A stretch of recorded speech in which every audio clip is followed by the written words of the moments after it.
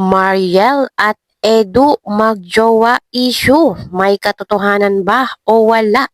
At Kuya Val Santos matubang, sinupalpal ang mga basher.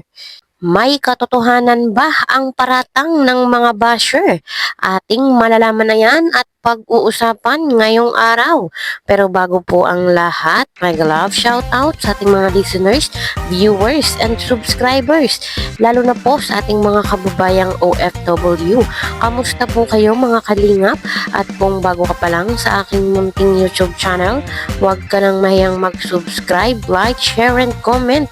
Huwag mo na rin kalimutang i-click ang notification bell nang sa ganon ay updated ka sa aking mga paparating na video. At syempre, patuloy po nating suportahan sina Kalingap Rob at ang ating ama ng Kalingap, ang nag-iisang founder, si Kuya Val Santos Matubang.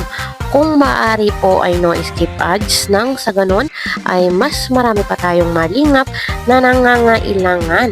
At konting paunawa po, kung maaari ay tapusin nyo muna ang kabuuang video nang sa ganon ay akma ang inyong mga komento. At yun na nga po mga kalingap, batid naman po sa ating mga kaalaman na talagang nilusob ng mga basher yung live ni Kalingap Rob kagabi. So kahit po si Kalingap Rob ay hindi ina-expect yung ganong pambabash dun sa kanyang live at talagang hindi po maawat yung mga bashing.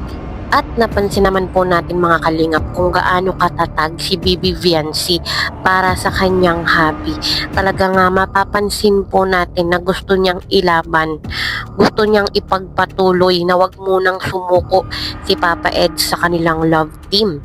Although aware naman po tayo mga kalingap na mahal nila yung isa't isa at hindi naman po nila yun maipagkukunwari sa atin. Dahil nga po dito sa mga basher na ito ay napikon si Papa Eds at talagang medyo nag-iba po yung kanyang timpla doon sa live ni Kalingap Rob. At ito po mga kalingap, ay ito po yung patotoo na wala pong katotohanan yung mga paratang ng mga basher dito kay Papa Eds at kay Mariel. Panoorin po natin ito. Hindi ko jowa si Mariel. Hindi ko siya, wala kaming relasyon. Hindi na kailangan magpaliwanag.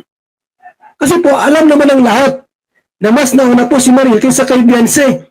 Alam natin lahat yun. Wala pang EDSI, mayroon ng Mariel. Mga kaibigan, matagal na silang magkaibigan. Eh, anong mali doon? Dahil ba sa EDSI, iiwasan na si Mariel? Yung ibang kaibigan nila, iiwasan nila dahil sa EDSI? Hindi po pwede yun. Kung may EDSI na, tapos saka lumabas si Mariel, yun ang mali doon. Di ba? O bakit, Papa Eds? Di ba, jowa mo si Biancy, bakit may Mariel pa? O yun ang mali. Pero po mga kalingap, wala pa ang EDSI, mayroon ng Mariel. Andiyan na po si Mariel. Eh bakit mali ba yun? Wala ba siyang karapatan na tulungan, magipag-banding kay Mariel? Eh matagal sila magkasama at magkaibigan. Ano, mali ba ito? Walang mali doon. Walang mali doon mga kalingap. Sa ginawa ni Papa Ido, marami siyang kaibigan na mas maganda pa kay Mariel. Dami. Gusto mo, ilabas ko, tatamin ko sa aking live yung mga kaibigan ni Papa Eds. Ang dami po. May mga nakano pa nga rito, mga model. Dito po, mayroon dito 6 na mga babae po, 6 yan. Mga modelo. Taga Mabini. Ang mga classmates ni Papa Eds noon. Kaibigan niya. Mga taga Mabini po. Maganda pa. Isamantalang, mama niya. Dahil kay Beyonce, mga kaibigan. Ibig sabihin po, mahal niya si Beyonce, mga kalingap.